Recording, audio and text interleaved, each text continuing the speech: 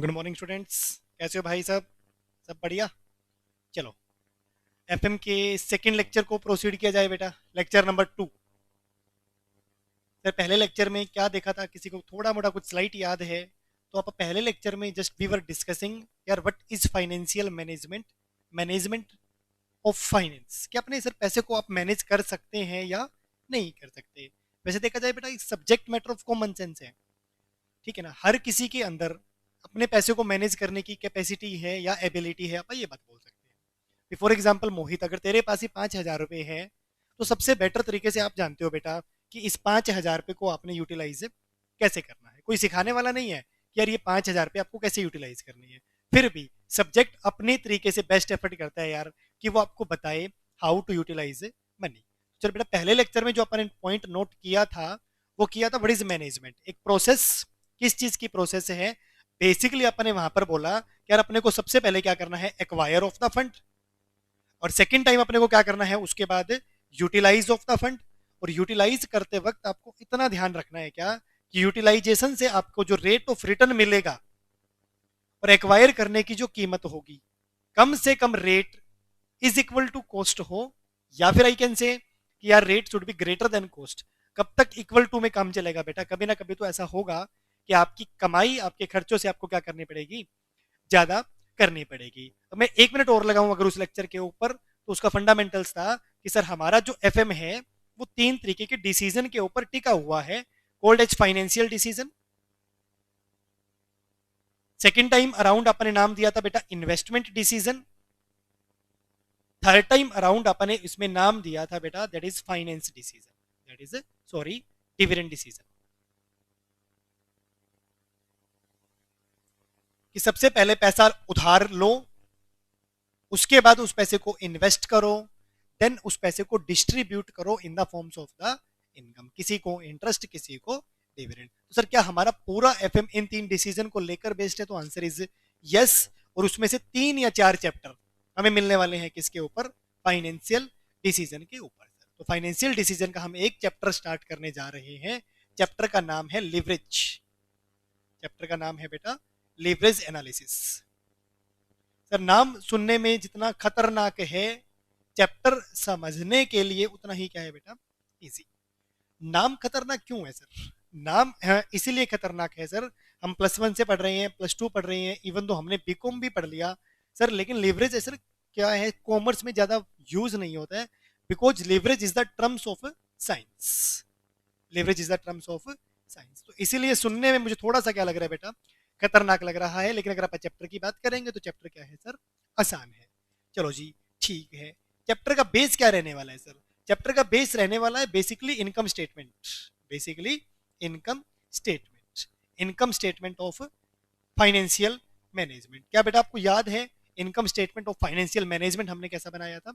पर लिवरेज पे जाने से पहले क्विक सेंस में मैंने आपको एफएम की इनकम स्टेटमेंट को क्या करवाया बेटा, revise. Like sales 1,000 calculator at the speed 100, number of units into में रेट। सेल हो गया था साहब कितना, एग्जैक्टली 1 लाख माइनस। सर ये 1 लाख का सामान बेचने के लिए, 1 लाख का सामान के लिए ये सामान मैंने खरीदा होगा या फिर मैंने मैन्युफैक्चर किया होगा। लेटर से मैंने परचेज किया है एट द रेट 60, तो इसको हमने नाम दिया था बेटा वेरिएबल कॉस्ट। थोड़ा मैंने शॉर्ट में लिखा है, that is called variable cost. तो साहिब आ गया था क्या, कॉन्ट्रीब्यूशन। आ गया था क्या, कॉन्ट्रीब्यूशन। कितना कॉन्ट्रीब्यूशन आ जाएगा सर? 40। कितना कॉन्ट्रीब्यूशन आएगा? 40। बिकॉज आई कैन से यार 1,000 कैलकुलेटर के ऊपर मेरे को 40 रुपए ही तो बचते हैं, तो मेरा कॉन्ट्रीब्यूशन कितना आ गया, 40। अकाउंट्स की नजर का ग्रोस प्रॉफिट, एफएम या कॉस्ट की नजर का बेटे बोले तो क्या, कॉन्ट्रीब्यूशन। इसमें से हमें माइनस करनी होगी फिक्स्ड कॉस्ट, लेट अस से 10,000। और ये फिक्स्ड कॉस्ट अगर आप लोगों को याद हो तो कौन सी थी? हाँ बेटा बिल्कुल सही बोले हो, ऑपरेशन वाली फिक्स्ड कॉस्ट। ऑपरेशन वाली fixed cost is equal to, हमने नाम दिया था बेटा EBIT, that is earning before interest और टैक्स। 30,000 माइनस हमने इसमें से किया था बेटा दैट इज इंटरेस्ट। सर ये ऐसा तो नहीं है कि हम ज्यादा बार बार पढ़ रहे हैं, नहीं बेटा, पूरा चैप्टर एफएम का लिवरेज एनालिसिस आपकी इसी इनकम स्टेटमेंट के ऊपर बना हुआ है। अगर आपको लीवरेज अच्छे से समझना है तो इनकम स्टेटमेंट आपको आनी ही चाहिए। जैसे ही इंटरेस्ट गया तो it is called earning before tax.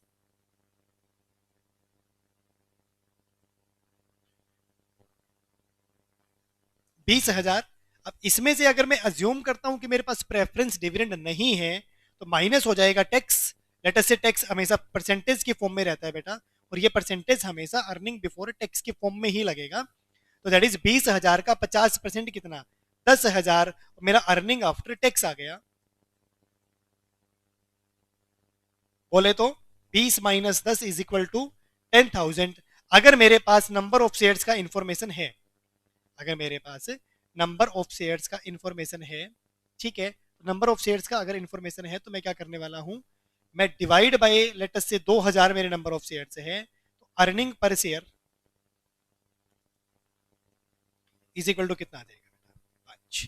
अगर कोई प्रेफरेंस डिविडेंड होता तो साहब मैं अर्निंग आफ्टर टैक्स में से सबसे पहले ट्राई करता कि प्रेफरेंस वालों को कुछ डिविडेंड दिया जाए, उसके बाद जो बचा कुचा पैसा है सर वो इक्विटी वालों के लिए बच जाए, और उसको divide by number of shares करके मैं क्या निकाल दूं सर, अर्निंग पर शेयर्स। तो मैंने लास्ट में यही बोला था बेटा कि एफएम में इस इनकम स्टेटमेंट के बिना एफएम इज थोड़ा सा इनकम्प्लीट, तो हमें थोड़ा थोड़ा थोड़ा टाइम टू टाइम उसको रिवाइज करना पड़ेगा। चलो सर, अब what is leverage.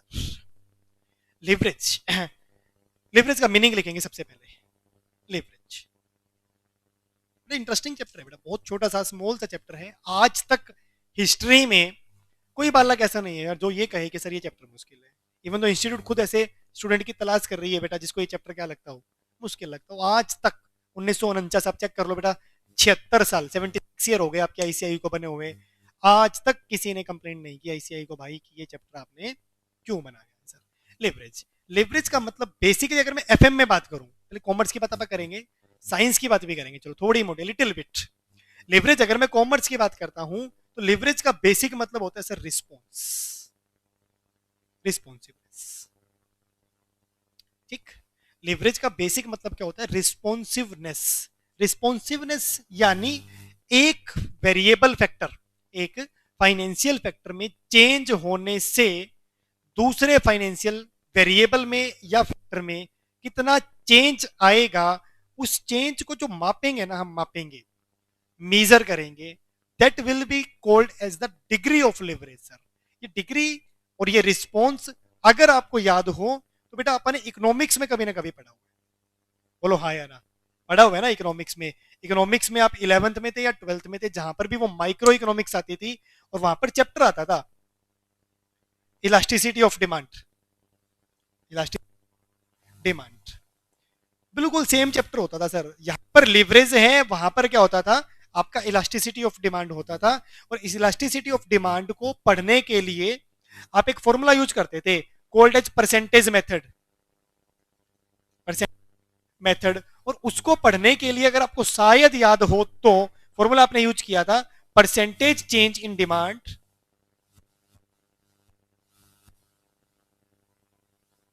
Divide by percentage change in price. बोलो जी याद है कि नहीं है बेटा।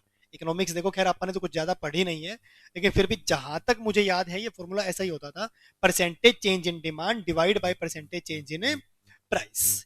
तो यानी जब भी किसी दो फैक्टर्स के बीच में कंपैरिजन होगी कि एक के बढ़ने से दूसरा कितना बढ़ा, एक के घटने से दूसरा कितना घटा, या फिर अपोजिट कनेक्शन भी हो सकता है, जैसा कि हमारा इलास्टिसिटी ऑफ डिमांड में होता था कि अगर प्राइस गया होगा तो डिमांड आई होगी, यानी माइनस का सिंबल ना इसके सामने बड़ा कॉमन होता था। चलो सर हमें ना इकोनॉमिक्स नहीं पढ़नी है, बिल्कुल भी नहीं पढ़नी है, तो percentage change in demand divide by percentage change in price. किस किस को लगता है ये फॉर्मूला बिल्कुल सही लिखा है आपने, सर फॉर्मूला देखने में तो क्या लिखा है, ठीक लिखा है, लेकिन ये जो फॉर्मूला है ये है स्पेसिफिक।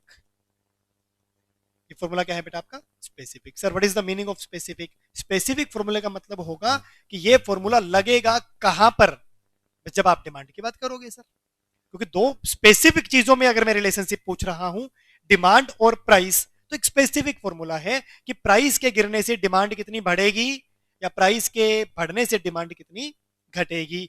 लेकिन अगर इसी फॉर्मूले को मैं एक यूनिवर्सल फॉर्मूले का नाम दे दूं, एक यूनिवर्सल फॉर्मूले का नाम दे दूं, तो क्या होगा सर, उससे हमें यह बेनिफिट होगा कि आज के बाद हम कभी भी जब दो चीजों के बीच में कंपैरिजन करेंगे, आज के बाद हम कभी भी जब दो चीजों के बीच में कंपैरिजन करेंगे तो हम उस यूनिवर्सल फॉर्मूले को याद करेंगे, और उस यूनिवर्सल फॉर्मूले से बेटा स्पेसिफिक फॉर्मूला आपका अपने आप बन जाएगा। Sorry, what is universal formula? Universal formula है क्या? डिपेंडेंट और इंडिपेंडेंट। डिपेंडेंट और इंडिपेंडेंट। क्या लगता है अगर मैं आपको पूछता हूं कि बेटा प्राइस 20 रुपए बढ़ा तो डिमांड इतना गिर गई, डिमांड इतना गिर गई। प्राइस और डिमांड में अगर मैं कहूं कि एक चीज डिपेंडेंट है, एक चीज इंडिपेंडेंट है, तो क्या आप मुझे बता सकते हैं डिपेंडेंट फॉर्मूला कौन सा होगा? सर डिपेंडेंट चीज होगी, I think so, demand. Demand depend हो गई सर किसके ऊपर? प्राइस के ऊपर। पहली मूवमेंट, पहली हरकत किसने की है? प्राइस ने की है। तो इसका मतलब प्राइस क्या है सर? इंडिपेंडेंट। तो यानी मैंने स्पेसिफिक फॉर्मूले को बेटा बदल दिया। किस चीज में? मैंने इसको बदल दिया बेटा, दैट इज यूनिवर्सल फॉर्मूले में। अगर यूनिवर्सल फॉर्मूले की बात करता हूं तो फॉर्मूला क्या होगा? Percentage change in dependent factor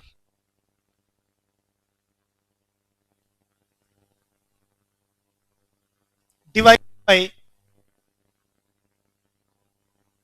percentage change in independent factor.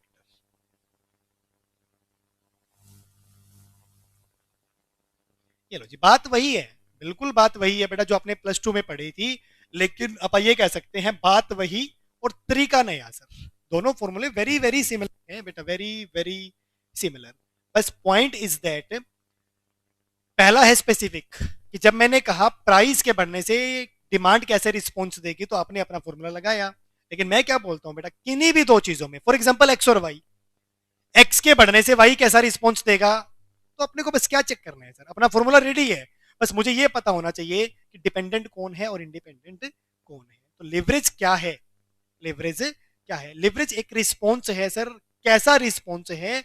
एक फैक्टर में चेंज होने से दूसरे फैक्टर में कितने परसेंट चेंज आएगा, इस बात को डिटरमाइन करना इज कॉल्ड लिवरेज सर। चलो जी ठीक है। लिवरेज का अगर मैंने अभी तक आपको ज्यादा कुछ नहीं पढ़ाया, ABCD नहीं पढ़ाया, ओनली मैंने ए पढ़ाया। What is leverage? Leverage is response. Leverage is response. कौन सा रिस्पॉन्स सर?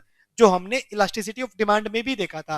लेकिन वहां जो रिस्पॉन्स होते थे ना, वो क्या होते थे? वो रिस्पॉन्स होते थे कि जीरो रिस्पॉन्स, या कम रिस्पॉन्स, या यूनिटरी रिस्पॉन्स, या फिर इलास्टिक, या फिर एक लास्ट स्टेज होती थी अगर आपको याद हो तो बेटा, परफेक्टली इलास्टिक। Perfectly elastic. तो यहाँ पर मतलब बहुत सारे रिस्पॉन्स थे। रिस्पॉन्स नहीं भी आता था, कभी कभी कम भी आता था, कभी कभी ज्यादा भी आता था, कभी कभी अनलिमिटेड भी आता था। तो दैट इज कॉल्ड रिस्पॉन्स की डिग्रीज। तो हमारे यहाँ पर इतनी डिग्री हमें नहीं मिलने वाली। इसका मतलब ये मेरा चैप्टर सर पहले के मुकाबले भी क्या है सर? आसान है। चलो जी, लिवरेज थोड़ा सा नोट करेंगे। Meaning of leverage. Leverage spelling अपने ठीक लिख लेना बेटा, is derived from lever. Derived from lever. और जो लीवर है एक्चुअली वो हमारी टर्म नहीं है बेटा, वो टर्म है किस चीज की? साइंस की। Lever means, lever means, lever का मतलब क्या है सर? एक ऐसा स्मॉल सा फैक्टर, एक स्मॉल सा factor. Lever means small object, एक छोटा सा कोई ऑब्जेक्ट सर, जो काम बड़े बड़े करता है। जो काम क्या करता है? बड़े बड़े करता है। तो लीवर मीन्स स्मॉल ऑब्जेक्ट जो कैपेबल है, जो कैपेबल है किस चीज में कैपेबल है? Of moving a larger object. Sir 2 minute, बस बस बस बस, केवल केवल केवल 2 मिनट। इससे ज्यादा साइंस बेटा आपको आते भी नहीं। चलो जी, तो what is leverage? Leverage means sir एक स्मॉल ऑब्जेक्ट जो capable of moving a larger subject in high speed. High speed sir, कि कोई छोटा सा ऑब्जेक्ट है, कोई छोटा सा ऑब्जेक्ट है, लेकिन उसकी वजह से एक लार्जर ऑब्जेक्ट्स में जो चेंज होगा, जो स्पीड होगी उसकी, वो बहुत कई गुना हो जाएगी। That is called lever. उसको हम बोलते हैं कि सर हमने लीवर, लीवर वर्ड आपने जनरली कई बार सुना होगा बेटा, कि रियलिटी शो में होता है कि लीवर दबा दो, समथिंग लाइक ऐसे कोई वर्ड्स। लीवर क्या है सर? फॉर एग्जाम्पल आप, एक ट्रक है सर हमारे यहाँ, बिल्कुल लोडेड ट्रक है, खाली नहीं है, मुझे उसको चलाना हो तो क्या होगा सर? अब वो ट्रक लेटर से 5 क्विंटल का है सर। वो ट्रक कितने क्विंटल का है? 5 क्विंटल का है, ठीक है ना। अगर आप मेरे को देखो और मुझे उसको फॉर एग्जांपल धक्का मार के चलाना हो तो यार ठीक है, चाबी गुम हो गई है उसकी, तो क्या लगता है कितना जोर मुझे पड़ेगा उस ट्रक को चलाने में? नहीं, मैं अपना फोर्स लगाऊंगा, लेकिन यार वो ट्रक शायद हिलेगा भी नहीं, जहां तक मुझे लगता है। नहीं, मैंने थोड़ा सा अपने आप को पीछे किया 10-20 कदम, फिर मैं भाग के आया और उसके बाद मैंने उसको थोड़ी और जोर से धक्का लगाया, उसके बाद मैं थोड़ा और पीछे जाके गिरा बेटा, लेकिन वो ट्रक शायद वहां से हिलने वाला नहीं है। लेकिन यहाँ पर काम करेगा बेटा लीवर, ठीक है ना। तो क्या सर मैं उस 5 क्विंटल ट्रक को कभी हिला नहीं सकता?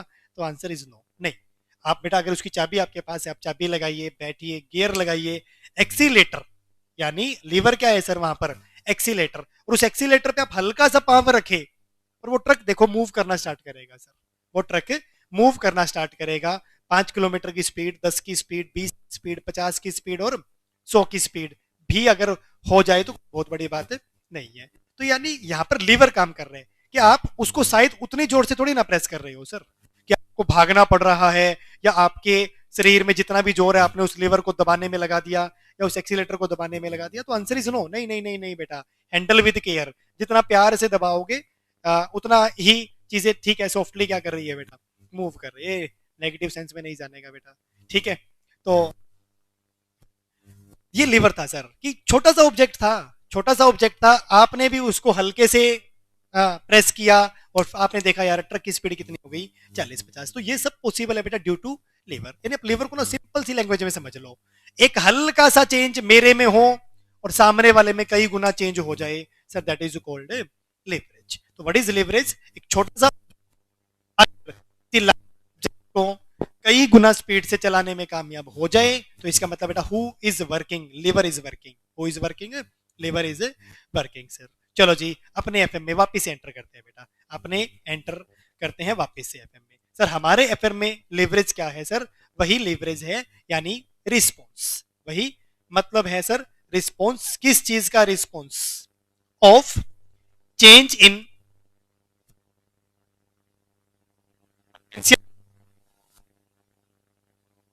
फाइनेंशियल।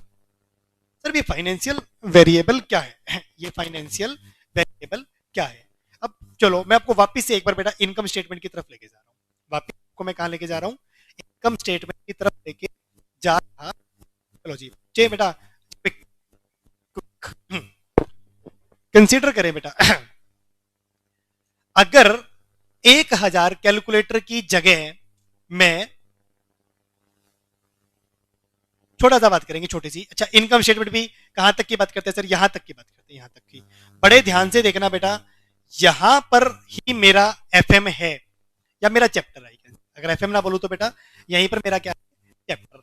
लेटर से 1000 की जगह मैंने 2000 कैलकुलेटर बेच दिए।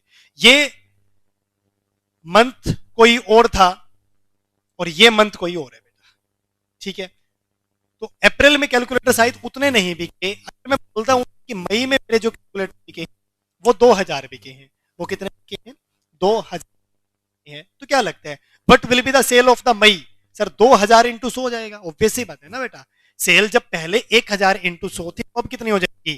2000 इंटू 100। चलो मैं रफली यार आप लोगों के लिए लिख भी देता हूं बेटा, 2000 इंटू 100। सर मई की सेल कितनी हो जाएगी? 2 लाख। क्या लगता है चेंज हुआ कि नहीं हुआ? ये 1 लाख क्या है? ये एफएम के लिए बेटा फाइनेंशियल, फाइनेंशियल है क्योंकि फाइनेंस की फॉर्म में है। वेरिएबल है, क्यों variable sir? Because it will change. जैसे ही एक कस्टमर और आएगा आपकी सेल और हो जाएगी, जैसे ही एक कस्टमर और आएगा थोड़ी सी सेल और हो जाएगी। एफएम की ना बड़ी कॉमन एजम्पशन है बेटा नहीं कि हर बार ऐसा हो, लेकिन अब अगर मैंने 2000 कैलकुलेटर बेचे हैं तो खरीदे भी कितने होंगे सर? जादू की बात है 2000 खरीदे भी कितने होंगे? जादू की बात है कितना बेटा? 2000। तो कितने में पड़ा होगा? 2 इंटू 60 1,20,000। 2 इंटू 60 कितना? 1,20,000। 1000 कैलकुलेटर बेच के अगर मेरी पॉकेट में 40 बच गए थे तो 2000 कैलकुलेटर सेल करने के बाद मेरी पॉकेट में कौन सा अमाउंट बच गया होगा बेटा? That is 80,000। That is 80,000 sir. चलो यानी हमने यहां पर अज्यूम कर लिया, क्या अज्यूम कर लिया? Variable cost per unit, variable cost per unit will remain same. Variable cost per unit will remain same sir. अच्छा, प्रैक्टिकली जरूरी नहीं है बेटा, प्रैक्टिकली जरूरी नहीं है। इट इंक्रीज और it can decrease, it should decrease, generally decrease. यार एक बंदे से मैं 1000 कैलकुलेटर खरीदूं, एक महीने में उसी बंदे से 2000 कैलकुलेटर खरीदूं, तो भाई धर्म बनता है 60 की जगह आप उस 58 का लगा लो, 57 का लगा लो, 55 का लगा लो, और नहीं तो फिर 60 का तो है ही बेटा। तो हम हमेशा एफएम में जब तक एफएम रहेगा, जब तक ऑर्डर नहीं होगा, तो हमेशा क्या एज्यूम करेंगे बेटा कि per unit cost will remain same. जो कैलकुलेटर 60 का था वो 60 का ही है, चाहे 2000 खरीदो चाहे 5000 खरीदो। तो कॉन्ट्रीब्यूट क्या बेटा 80 फिक्स्ड कॉस्ट। यहां से ही तो चीजें बदलती हैं सर, यहां से चीजें बदलती हैं। क्या लगता है सर, फिक्स्ड कॉस्ट जब तक वो नहीं कहेगा हमेशा विल रिमेन सेम। ऐसा नहीं है कि आपने दोनों बार सेम लिखा है विल रिमेन सेम, लेकिन फर्क है अमाउंट वाइज है वो पर यूनिट वाइज है। अगर इस बिल्डिंग का किराया 10,000 है बेटा, इस बात से मुझे फर्क नहीं पड़ता कि आप यहाँ 5 बैठे हो, यहाँ 10 बैठे हो, आप यहाँ बैठे हो। तो बेटा दोनों बातों में क्या फर्क है कि जो वेरिएबल कॉस्ट है ना वो पर यूनिट सेम है, और जो फिक्स्ड कॉस्ट है वो अमाउंट वाइज क्या है सेम। तो यहाँ पर ये चीजें क्या रहने वाली है बेटा, अब ये जो मेरा एबिट पहले 30 आया था अभी कितना आएगा सर 70। आपको चैप्टर स्टार्ट करने से पहले चैप्टर दिखाने की ट्राई कर रहा हूँ कि how my chapter look like, कि यार चैप्टर कैसा दिख रहा है। तो देखो भाई चैप्टर कैसा दिख रहा है, आपने लिखा लिवरेज। लिवरेज का मतलब क्या है, रिस्पॉन्स। किस चीज का रिस्पॉन्स सर, एक फाइनेंशियल वेरिएबल में चेंज होगा तो दूसरे फाइनेंशियल वेरिएबल में भी चेंज होगा, होगा या नहीं होगा ये भी मेरा सब्जेक्ट मैटर नहीं है। मेरा सब्जेक्ट मैटर क्या है बेटा, अगर होगा तो कितने परसेंट होगा, अगर होगा तो कैसे चीजें रिस्पॉन्ड करेगी। अगर मैं थोड़ा सा बढ़ गया तो क्या तुम भी थोड़ा सा बढ़ जाओगे क्या यार। तो कुछ मेरा चैप्टर है, जब चेक करें सर लगता है 1 लाख से 2 लाख ये मेरा फाइनेंशियल वेरिएबल चेंज हुआ या नहीं हुआ, हुआ। 60 से 120 चेंज हुआ या नहीं हुआ, हुआ। 40 से 80 चेंज हुआ, आंसर इज यस। 10 से चेंज नहीं हुआ, यार नाम क्या है इसका बेटा कॉस्ट। और ये चीज नहीं हो जब तक मुझे क्वेश्चन में ऑर्डर नहीं दिया जाएगा। चलो जी, लगता है चेंज हुआ या नहीं हुआ।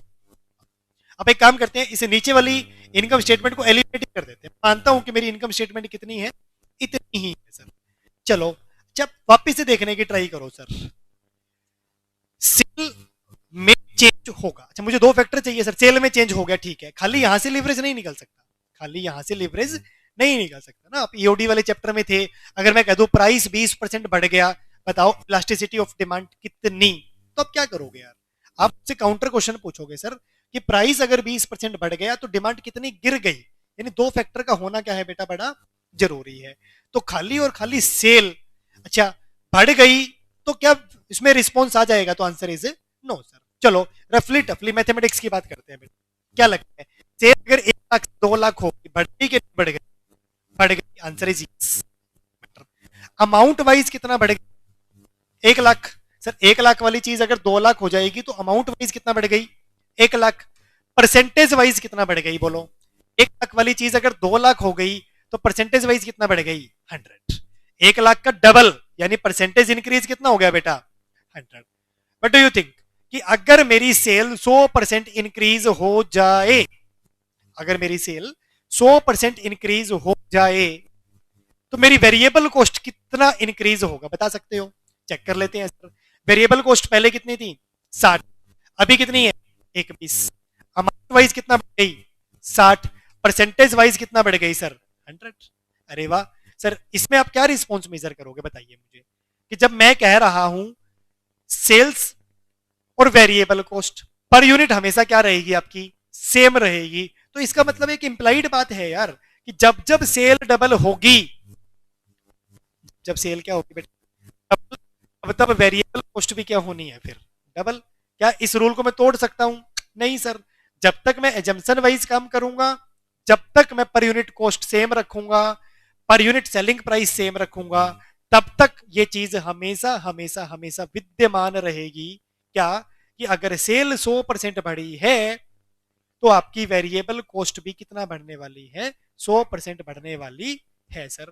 कंट्रीब्यूशन पे आ जाओ सर, कंट्रीब्यूशन 40 से कितना हो गया 80, डबल हो गया, यस। अमाउंट वाइज कितना बढ़ गया, 40। परसेंटेज वाइज कितना बढ़ गया सर, 100। चलो जी, क्या मैं इन लोगों के बीच में रिस्पॉन्स माप सकता हूं, तो आंसर इज नो यार। जब मुझे पता है अगर मैं सेल हूं, मैं जितना बढ़ूंगा वेरिएबल कॉस्ट भी उतना ही बढ़ेगी। अगर मैं सेल हूं, तुम कंट्रीब्यूशन हो, सर जितना मैं बढ़ूंगा तुम उतना ही बढ़ोगे, तो सर यहां पर लिवरेज निकल कर नहीं आएगा। सर उस बात का रिस्पॉन्स मैं माप ही नहीं सकता, मैं नहीं कर सकता जहां पर मुझे पहले से ही पता है कि क्या होने वाला है सर। चलो जी, यानी लिवरेज के अंदर मुझे दो फैक्टर चाहिए, और वो कभी भी सेल्स और वेरिएबल कॉस्ट नहीं हो सकते सर। वो कभी भी वेरिएबल कॉस्ट और कंट्रीब्यूशन नहीं हो सकते, और इन द सेम मैनर वो कभी भी वेरिएबल सॉरी सेल और कंट्रीब्यूशन नहीं हो सकते। चलो जी, फिक्स्ड कॉस्ट की बात करते हैं। फिक्स्ड कॉस्ट पहले भी 10 थी, आज भी 10 है, क्या ये किसी सेंस में इंक्रीज हुई? Answer is no, answer is no. Variable sorry EBIT की बात करें तो आज कितना हो गया, 70। पहले कितना था, 30। आज कितना हो गया, 70। बता सकते हो अमाउंट वाइज कितना बढ़ा, 40। अमाउंट वाइज कितना बढ़ा, 40। परसेंटेज वाइज कितना बढ़ा यार, ओरिजिनल कितना था 30, इंक्रीज हो गया कितना 40। तो कहना इसे 40 डिवाइड बाई 30, बोले तो 133%, 133.33%। यहां पर सर पहली बार कोई बात नहीं, मैं अगर 100 बढ़ा था तो मेरा भाई वेरिएबल कॉस्ट भी 100 बढ़ा, मेरा दूसरा भाई कंट्रीब्यूशन भी 100 बढ़ा, मेरा तीसरा भाई फिक्स्ड कॉस्ट वो तो बेचारा इंक्रीज ही नहीं हुआ, और चौथा पॉइंट इबिट। चौथा पॉइंट क्या बेटा, इबिट, वो थोड़ा सा ज्यादा ज्यादा इंक्रीज हो गया। तो यहां पर हम हमेशा क्या कर सकते हैं बेटा, रिस्पॉन्स मेजर कर सकते हैं कि अगर सेल थोड़ी सी बढ़ जाए तो इबिट कितना बढ़ेगा, अगर सेल थोड़ी सी बढ़ जाए तो इबिट कितना बढ़ेगा। चलो जी, हम चैप्टर स्टार्ट करेंगे, डोंट वरी बेटा, ये है। चलो जी, लिखिए फटाफट से थोड़ा सा। तो व्हाट इज लिवरेज? लिवरेज है sir responsiveness change in one financial variable, that is, अब मैं उस एग्जांपल से लिखूं तो लिख सकता हूं सेल। अगर आपको याद है उस टेबल से तो मैं लिख दूं बेटा 100%। अगर मेरी सेल इंक्रीज हो जाए 100% due to change in another financial variables, तो व्हाट इज लिवरेज? लिवरेज मापेगा सर क्या, रिस्पॉन्स किस चीज का, एक फैक्टर में चेंज होने की वजह से। इसको मैं थोड़ा सा मॉडिफाई करता हूं बेटा, एक फैक्टर में चेंज होने की वजह से, वो एक फैक्टर क्या है, दूसरे फाइनेंशियल वेरिएबल यानी में कितना चेंज आएगा, कितना चेंज आएगा। इस प्रोसेस, इसको मेजर करना ही क्या कहलाता है बेटा, लेवरेज। तो व्हाट इज लेवरेज, पढ़ा हुआ चैप्टर है मेरा, लाइक इलास्टिसिटी ऑफ डिमांड, कि एक फैक्टर में थोड़ा सा चेंज होगा तो दूसरे फैक्टर में कितना चेंज हो जाएगा। अभी हमने चैप्टर जस्ट बिगिन किया है बेटा, बिगिन, ठीक है ना। वापिस एक बार फोकस कर लेना हमेशा कि 100 100 और 100 ये चेंजेस थे सेल्स में, वेरिएबल कॉस्ट में और आपके कंट्रीब्यूशन में। फिक्स्ड कॉस्ट नहीं बढ़ा, उस वजह से ये सीक्वेंस बिगड़ा बेटा। क्या लगता है, अगर फिक्स्ड कॉस्ट भी डबल हो जाती तो कहना इसे यार मेरा एबिट भी डबल हो जाता? बिल्कुल हाँ भाई, बिल्कुल यस। तो इस चैप्टर के चलने का जो कारण है उसको अगर मैं हाईलाइट कर दूं तो क्या है, that is my fixed cost. चलो जी, लिवरेज के बाद में सेकंड क्वेश्चन पे चलता हूं। लिवरेज के बाद में सेकंड पे क्वेश्चन पे चलता हूं। सेकंड क्वेश्चन क्या है सर, सेकंड क्वेश्चन है मेरा types of leverage. Second question मेरा क्या है बेटा, टाइप्स ऑफ लिवरेज। सर ये लिवरेज कितने टाइप के होने वाले हैं सर इस चैप्टर में? तो इस चैप्टर में जो लिवरेज होने वाले हैं बेटा, there are three types of leverage. Leverage का पहला टाइप है ऑपरेटिंग लिवरेज।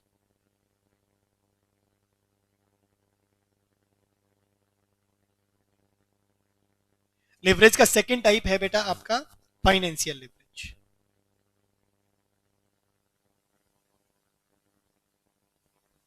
लिवरेज का तीसरा टाइप होगा सर ऑपरेटिंग, अगर और फाइनेंस को अगर मैं मिला दूं, that is your combined leverage,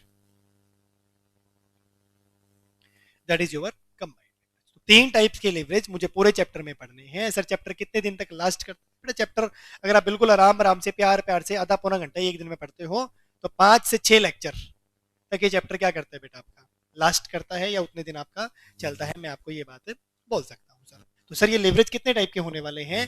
leverage 3 type के होने वाले हैं और एक सिंगल डे में या मैक्सिमम 2 लेक्चर में तीनों टाइप्स के लेवरेज की डिटेल इन्फॉर्मेशन ले सकते हैं सर। तो व्हाट इज ऑपरेटिंग लेवरेज?